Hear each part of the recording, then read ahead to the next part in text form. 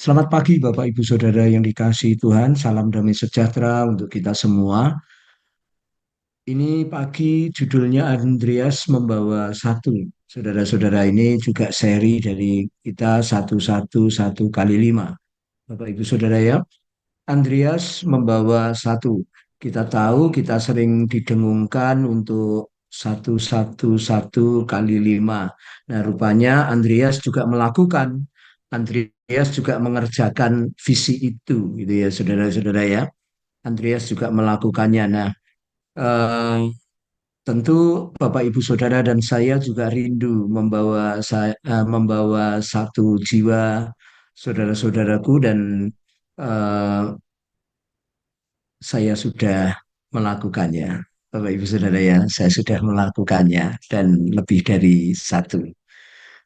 Bapak Ibu Saudara, eh, yang belum pagi hari ini berkesempatan untuk kita bisa berdoa, meminta kepada Tuhan satu jiwa, Bapak Ibu Saudara, untuk dibawa kepada Tuhan. Nah, kita tahu, kita mengenal Simon Petrus, Bapak Ibu Saudara ya, seorang tokoh di Alkitab, murid Tuhan Yesus yang membela Tuhan Yesus ketika Tuhan Yesus ditangkap, kemudian dia yang melakukan mukjizat, dia bayangannya saja dikatakan menyembuhkan orang sakit, khotbahnya dia luar biasa. Saudara, dia juga seorang yang eh, berjalan di atas air ketika Tuhan Yesus eh, menampakkan diri, saudara-saudaraku ya, dan dia berkhotbah dengan luar biasa. Siapakah yang membawa, siapakah yang eh, menjadi perantara eh, si Petrus ini sehingga dia melakukan hal-hal yang dahsyat, hal-hal yang ajaib setelah dimuridkan sama Tuhan Yesus?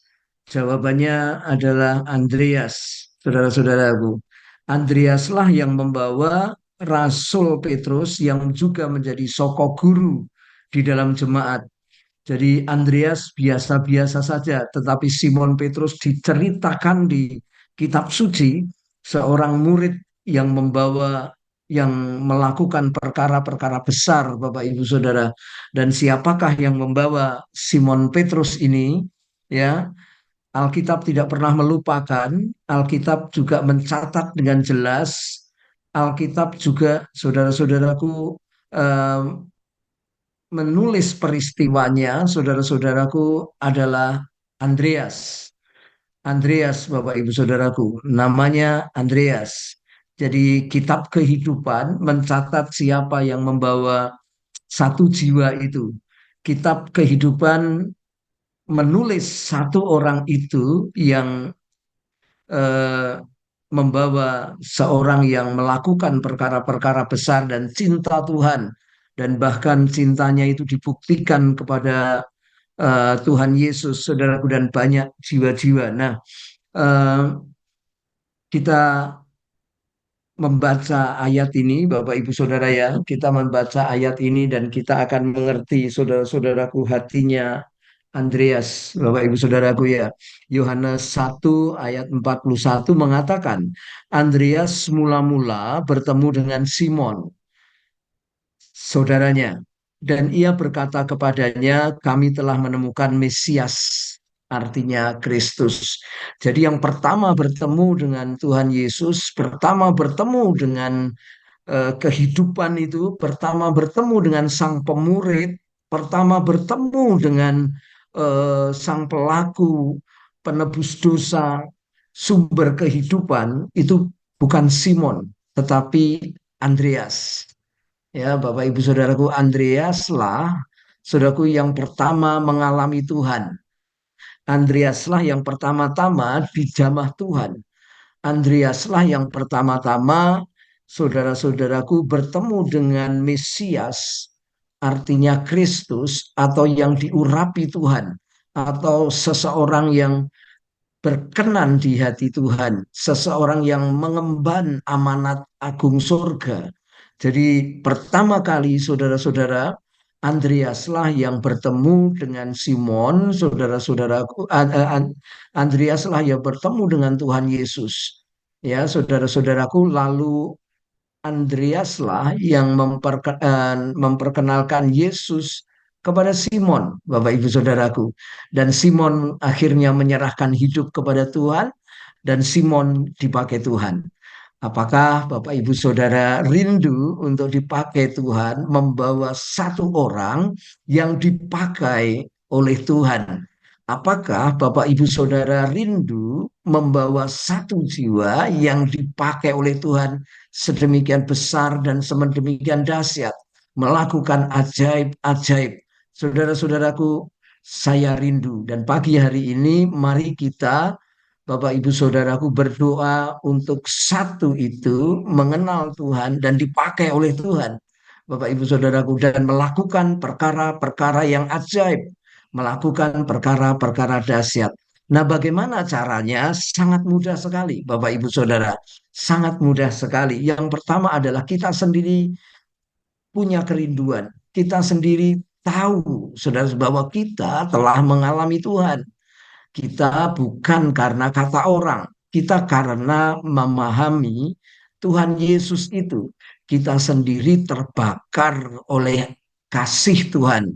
Kita sendiri bergerak oleh karena Tuhan, bukan oleh karena yang lain, Bapak Ibu Saudara. Nah, kerinduan-kerinduan yang saya sampaikan inilah sebenarnya yang mendorong Andreas, saudara-saudaraku, memperkenalkan Tuhan Yesus kepada Simon Petrus, saudara-saudaraku. Akhirnya Simon diubah menjadi Petrus, hidupnya berubah dan terbakar api kebangunan rohani. Saudara-saudaraku, inilah yang harus kita perbuat. Yang pertama, Alkitab mengatakan Andreas mula-mula bertemu dengan Simon. Ya, Bapak Ibu Saudaraku, kita harus sengaja, kita harus menyediakan waktu membuat pertemuan. Saudara-saudara, kita harus sengaja, Bapak Ibu Saudaraku, menyediakan waktu membuat pertemuan. Sebab Andreas, saudara-saudaraku, mencontohkan demikian. Andreas mula-mula bertemu dengan Simon. Mula-mula, saudara-saudaraku. Cuma saudara sengaja membuat pertemuan, saudara-saudaraku ya. Yang kedua, saudara-saudaraku, adalah Andreas, saudara, dikatakan Simon itu saudaranya dan ia berkata kepadanya. Jadi, saudaraku, selain daripada sengaja membuat pertemuan, Andreas ini eh, bertemu dengan saudara paling mudah, Bapak Ibu Saudaraku, paling mudah itu adalah memberitakan firman kepada saudara dan tanpa barrier itu, Bapak Ibu Saudaraku, tanpa tedeng aling-aling bisa kita kerjakan. Kalau bukan saudara kita, Anda harus menjalin persaudaraan.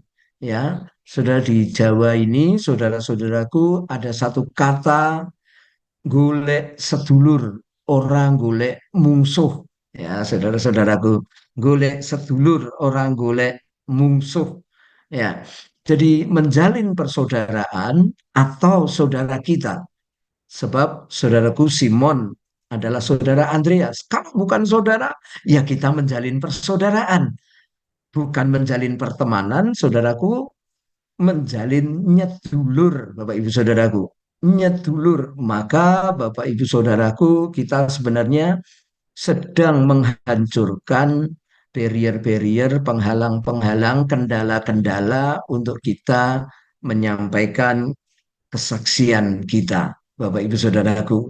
Jadi ketika kita sudah menjalin persaudaraan, ketika kita memberitakan Injil kepada saudara kita, maka itu null barrier, atau Anda mengubah dari middle resisten menjadi low resisten, Bapak Ibu Saudara. Dan yang ketiga adalah, saudaraku, si Andreas, dia berkata, kami telah menemukan Mesias. artinya Kristus. Dia bersaksi bagaimana pertemuannya dengan Tuhan, menceritakan pertemuan dengan Tuhan. Bapak, Ibu, Saudara, kalau kita membaca Alkitab kita, tidak ada sesuatu yang tidak berubah ketika seseorang ketemu dengan Tuhan. Orang lumpuh menjadi berlari, saudara-saudara. Orang buta menjadi melihat, orang tuli mendengar, Bapak Ibu Saudaraku. Orang orang yang tadinya bisu berkata-kata, saudaraku. Pertemuan dengan Tuhan merubah itu. Demikian juga saudara-saudaraku, Alkitab dengan jelas, ayat ini dengan jelas menulis saudara-saudaraku ya, bahwa Simon akhirnya diubah menjadi Petrus, mengalami perubahan hidup, mengalami kenyataan dan pernyataan Tuhan. Bukankah Bapak Ibu Saudara rindu untuk melakukannya? Bukankah kita rindu untuk jiwa-jiwa itu mengalami Kristus dan masuk kepada gerejanya? Mari Bapak Ibu Saudara yang dikasihi Tuhan, hanya dengan 5 hal kita bisa melakukan yang di atas. Yang pertama, berdoa dan menyediakan waktu dulu. Yang kedua, membangun hubungan atau membangun persaudaraan atau nyedulur, ngobrol soal isu-isu yang sedang terjadi seperti dua murid Yesus sedang di Emmaus, saudara-saudaraku. Yesus menanyakan isu saudara-saudaraku yang sedang terjadi walaupun yang diajak tidak menyadarinya. Yang keempat, bersaksi menceritakan perubahan hidup yang Tuhan lakukan. Bapak Ibu sudah bersaksi bukan untuk ngotbai, tapi menceritakan perubahan hidup yang Tuhan sudah lakukan dalam hidup kita. Itu bukan mengkristenkan, tetapi hanya menyaksikan, memperlihatkan, mempertontonkan. Saudaraku, yang kelima, hindari konflik komunikasi. Saudara-saudaraku, sangat mudah, mari kita mengerjakan visi yang Tuhan berikan. Mari kita berdoa dimulai dari keluarga kita, mungkin yang belum mengenal Tuhan, dimulai juga dengan teman kita yang sudah nyedulur sama kita, mungkin mulai juga tetangga kita yang sudah nyedulur sama kita. Mari kita berdoa.